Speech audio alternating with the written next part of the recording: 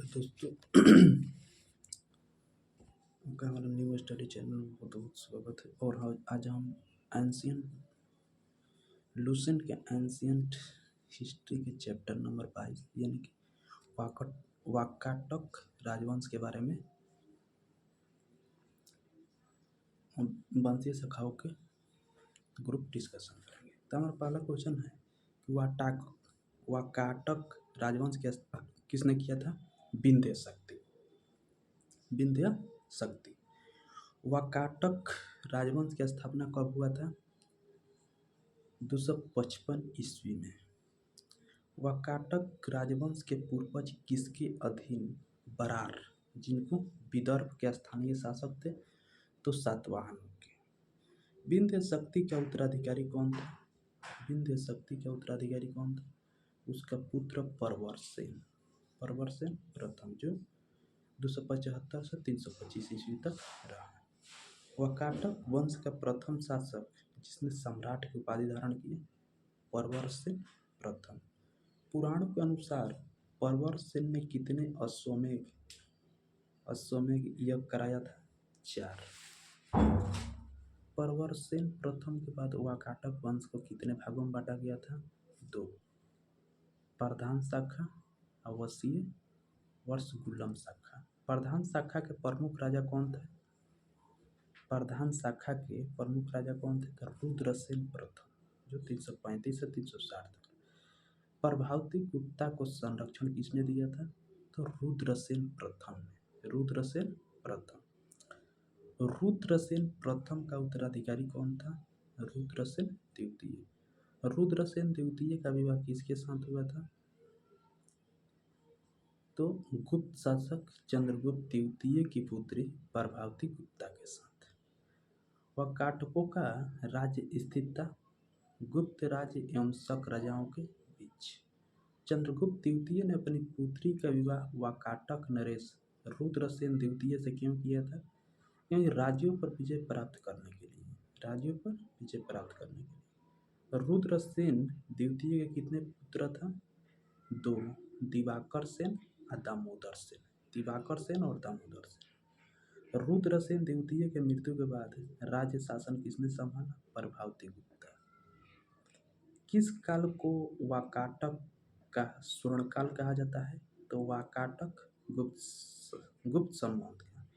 रुद्रसेन द्वितीय के मृत्यु के बाद राजगद्दी पर कौन बैठा? तो उसका कनिष्ठ पुत्र दामोदर सेन और परवरसेन द्वितीय।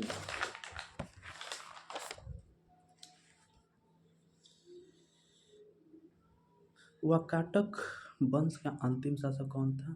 पृथ्वीसेन द्वितीय। वाकाटक वंश का अंतिम शासक पृथ्वीसेन द्वितीय। पृथ्वीसेन के बाद वाकाटक का शासन किसके हाथों में चला गया? तब वंशीय शाखाओं के हरिसेन के हाथों में।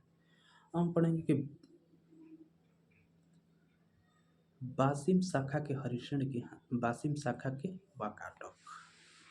वाकाटक वंश के वंशीय शाखा की स्थापना कब हुआ था? तो 330 ईस्वी में।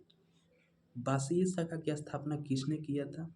तो सम्राट परवरसेन के छोटे बेटे सर्वसेन ने किस स्थान पर एक स्वतंत्र राज्य की स्थापना किया था? तो वत्सगुल्लम नामक स्थान पर। वत्सगुल्लम कहाँ स्थित है? तो महाराष्ट्र के अकोला जिला में। आधुनिक समय में वत्सगुल्लम कहाँ स्थित है? तो वसीम में। वसीम शाखा का सर्वाधिक शक्तिशाली शासक कौन था? हरिसेन। वाकाटक वंश का अंतिम शासक कौन था? हरिसेन।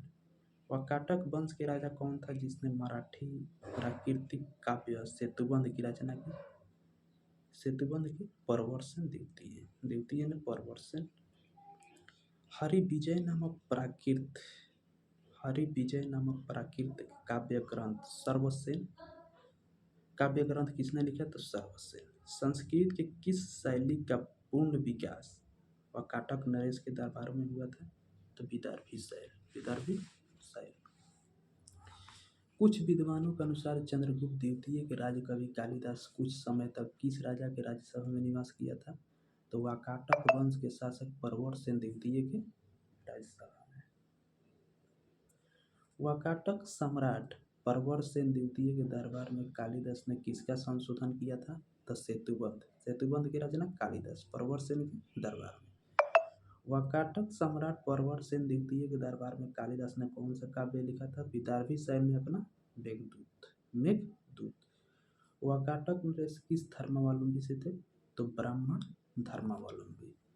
वाकाटक नरेश किसका उपासक थे? तो शिव और विष्णु दोनों की। वाकाटक नरेश पृथ्वी सेन द्वितीय के समय कौन कौन मंदिर का निर्माण हुआ? तो व्याघ्रदेव ने नचना। अजंता के 16वां तथा 17वां गुहा विहार का निर्माण किसके शासनकाल में हुआ था?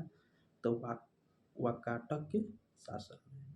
19वीं गुफा चैत्य का निर्माण वाकाटक के समय में। और इस तरह से हमारा वाकाटक राजवंश खत्म हुआ। Thank you so